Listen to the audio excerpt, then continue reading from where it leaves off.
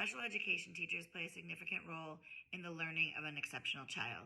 These educators must collaborate with the general education teachers, other therapists and professionals within the school, the family members of the students, and other community members in order to gain knowledge about that child and to determine the best teaching strategies for that child and how to create a conducive environment that will promote the most learning success for that specific child.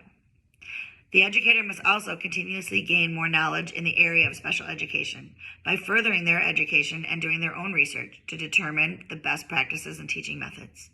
It is important that all special education teachers adhere to a high level of ethical standards, which are always in the student's best interest.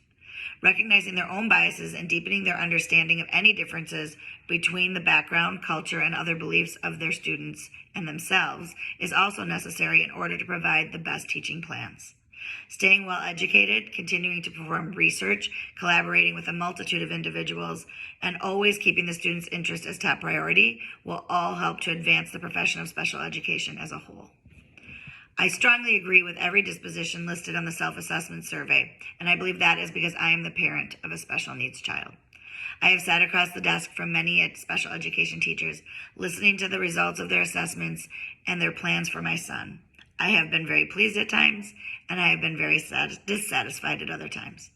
I have had high expectations of those teachers, and I expect the parents of the children I teach in the future to have the same expectations of me. I will hold myself accountable to provide exceptional service to my students.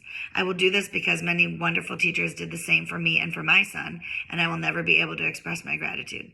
So now I hope to just pay it forward. Teachers can sometimes have either too low or too high of expectations of their students. Sometimes they have lower goals for students of a certain socioeconomic status or from different cultures and backgrounds. And some teachers expect more from a high-functioning student that does not appear to have significant disabilities. It is important that these teachers base the education plans for each student on the assessments and valuations of that student and not on anything else. If a teacher's biases play into the student's education plans, it can cause a lot of friction with both the student and their family. A teacher must be able to support any claims made as part of their learning plan and make sure they are always fair and unbiased.